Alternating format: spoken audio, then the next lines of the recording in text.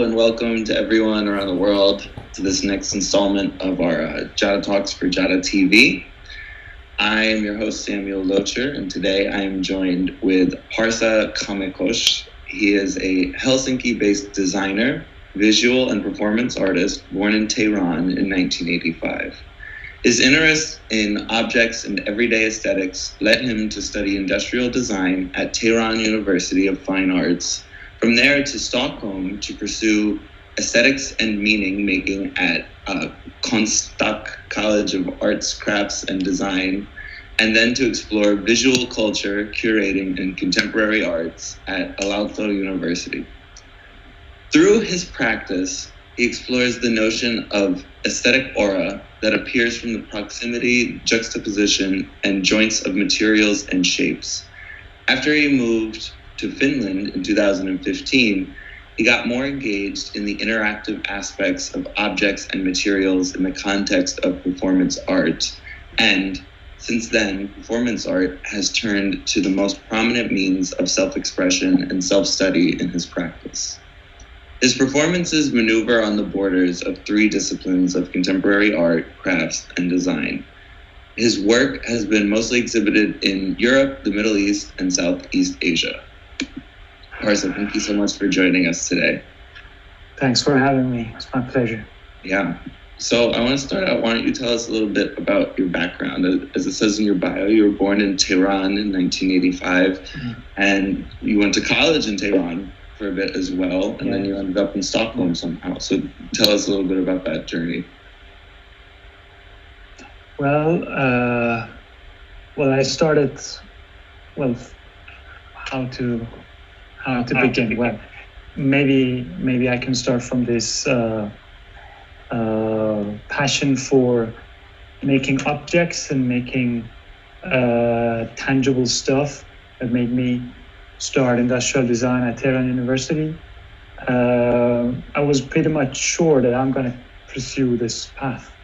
Maybe for 8 years when I was still studying industrial design, I also finished a master of this field. But then after that, when I was working on the thesis in industrial design, I kind of realized that this is not me anymore. I don't feel like entering the market, and because in industrial design you always have to take care of business in a sense that everything revolves around money, and so that was not kind of thing that I wanted to do. Actually, I tried it for a couple of months, but very soon I realized that that's not me. So I just decided to extract what I liked about design and leave the rest. So what I had in my hand after that was object making, which was very much close to craft and working with my hands, because I didn't want to go into the field of mass production kind of products. So I had to build objects with my own hands. So that was when I had more contact with materials and working with my hand and spending time with material and spending time with tools, and with my perspective, with my background in industrial design. Now I could sense that I'm a bit different from other object makers or sculptors. Yeah. So, I changed my field rapidly. I was supposed to become an industrial designer and work in a company, but then I started showing my objects in a gallery, and that was a I can say a beautiful change in my life. And what were some of the early materials you found yourself working with when you first left industrial design? Wood is my favorite, actually. Mm-hmm. And Tehran is famous for its plain wood. It's a kind of tree, and that tree is one of my favorites. So I started working with that. It has a very beautiful texture, very beautiful color, and it smells perfect. So you enjoy spending time with that material, and with my aesthetic, with industrial design aesthetic, I started working with wood and making objects that were not necessarily functional anymore, because I was not planning to bring them to the market. I was just building them for the sake of building. Right. Yeah. Is this a material you can still find outside of Iran? Of course, yes. In different countries, different types of this tree exist. Yeah. But you have always a special connection with what you find in your own country. Yeah, exactly. So, at what point, after you deviate away from industrial design, do you decide that you want to go to Sweden, of all places in the world? Well, this Sweden thing partly comes from my thesis when I did it for when I was doing industrial design studies, and for my master thesis I focused specifically on the matter of aesthetics.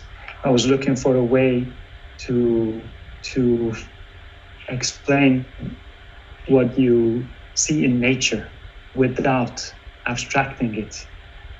Well, it's a long story. Just to make it short, industrial design, for industrial designers, nature has always been a source of inspiration, and it has always been like this, that designers, when they look into the nature, when they want to get inspired by different natural phenomena, they have this abstracting mind.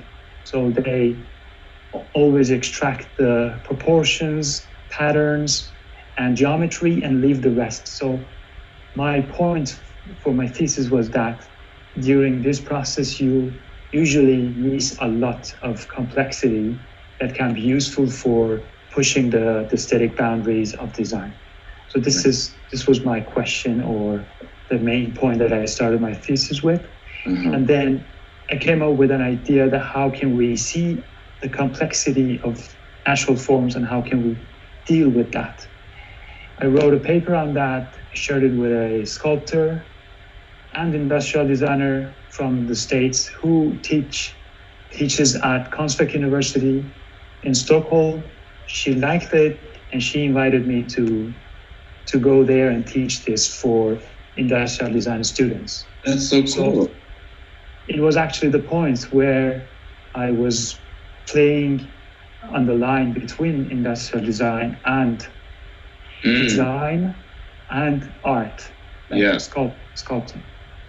That was the story. And then, I always liked Nordic design. That was also one of the other points.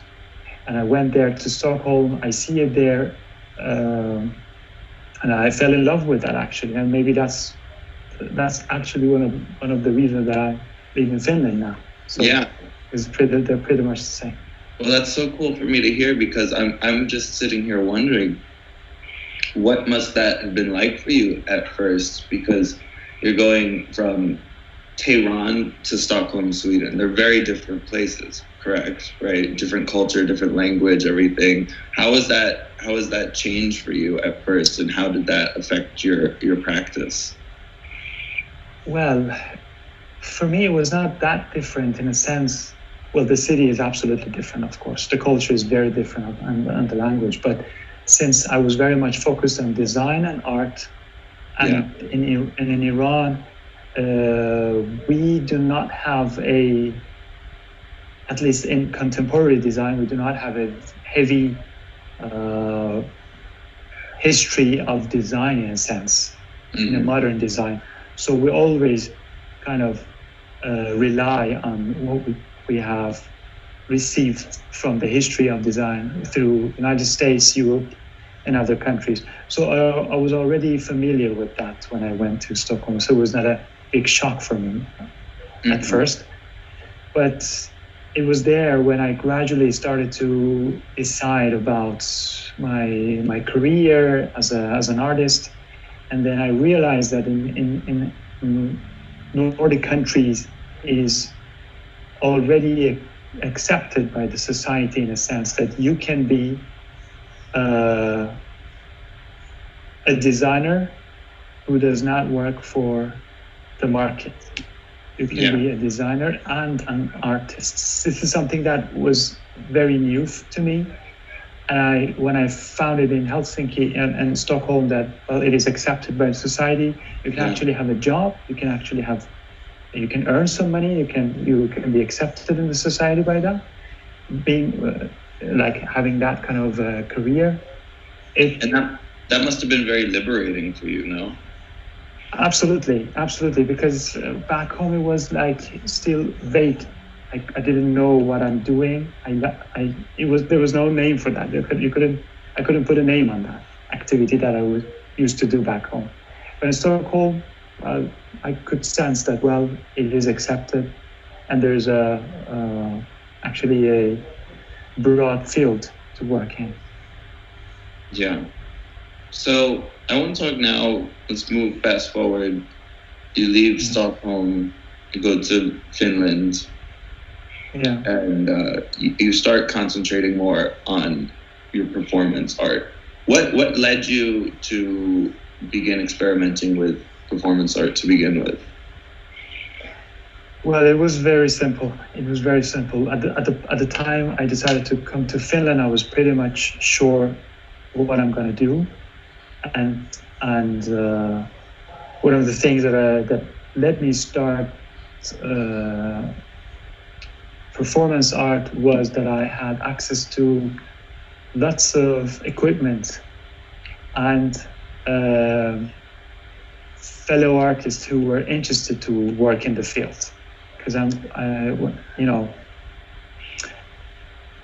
went to Finland because I wanted to start this contemporary visual culture, contemporary art course at Aalto University, and there as a student, I had access to lots of different material and equipment, and it was easy for me to work with different types of cameras and ask people to record voice of sound for me. And just at first it started with experimenting, but then I realized that this is exactly the way I want to continue my object making process. Do you still hear me? Yeah, I can hear you. Okay, just give me a second, because I missed your...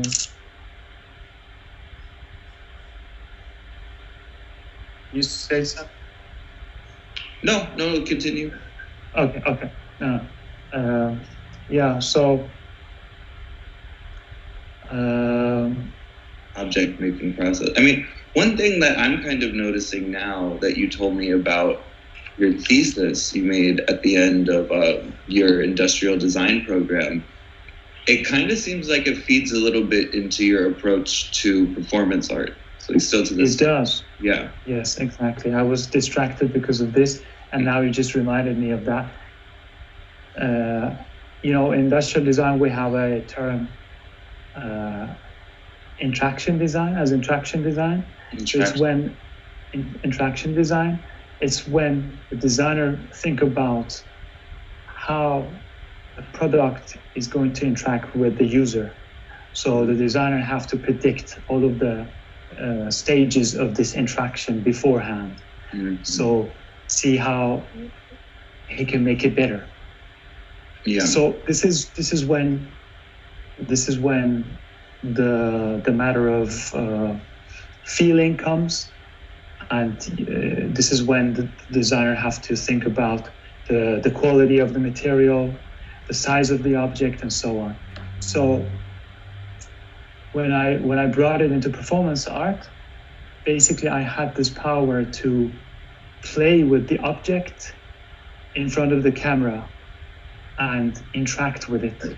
So with my knowledge from industrial design, I could do it in a different way. I could actually push it a bit further.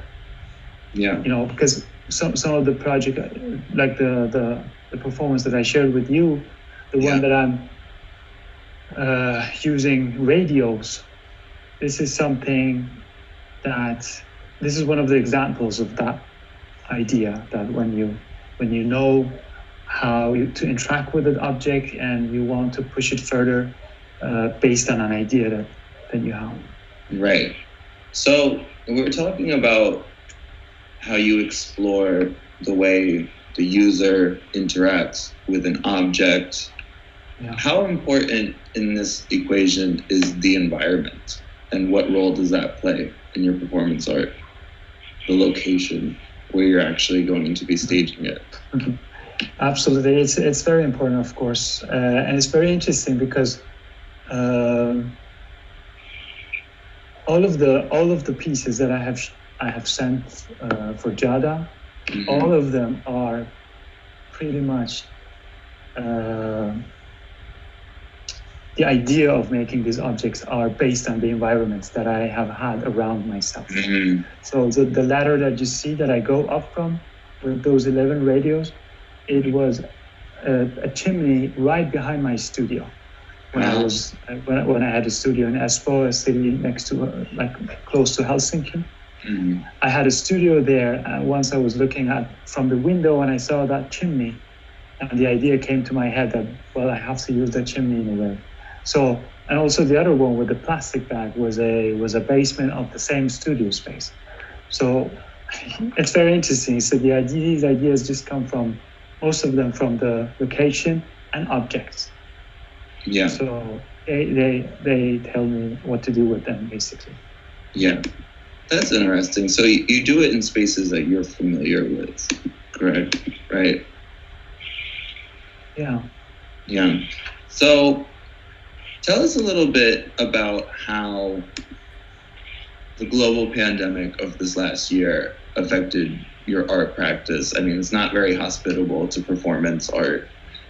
And tell us a little bit about how it affected you personally in your life, and because it's different for everyone. Yes, it is. But well, the last year, my life was a little bit easy with a text, so I was not very much focused on making performance art. Well, I was working on well, let me put it like this: like 2 years ago, before this pandemic starts, in 2018, I started a long-term project, or better to say, a lifelong project, which is still a performance art. But this time it's not object-based. It's a different story, and it's very much about the notion of death and the quality of life after death. So it's a lifelong performance series, and during the last year when this pandemic starts, and it's very much somehow related to death, I was working on the theoretical aspect of that lifelong project. So I had to spend a lot of time at home, just writing, reading. Yeah. So it didn't affect my practice that much. And but recently I've started again doing some object-based performances. Like a couple of days ago when I was in Germany, I did a project again based on an object, and I think if I just want to just draw a conclusion from this, I like this pandemic very much. It has helped me a lot. Yeah. It makes me focus on what I'm doing. It hasn't distracted me that much. Yeah. Maybe it's somehow related to how I think about the matter of death. Maybe, yeah, it's somehow related to that, but still, it just makes me... Because the matter of death. Well, because, my point of view about death is very positive. It's 100% opposite of the common vision towards this phenomenon. So this is one of the reasons. But other than that, this pandemic made me stay at home. And when I'm at home, I can be much more focused. And when I'm focused, I come up with different ideas. And I just look around, see what I have in my studio where I can go to shoot something, as easy as that. So it hasn't affected in a negative way, I can say. Yeah. Well, that's great. Thank you so much for joining us today, Parsa. Before we go, share with everyone watching your social media handles, your website, where they can find you online. Yes. I have my own website. If you search my name, Parsa Kamehkhosh, the first thing comes up is my website. You can see most of the projects I've done. Well, almost. And then my Instagram handle is bigworkin, BIGWRWORKIN. Awesome. And and thanks for having me and for the beautiful questions. Thanks. Thank you so much. Bye, everyone. Thank you so much for watching. Take care. Bye-bye.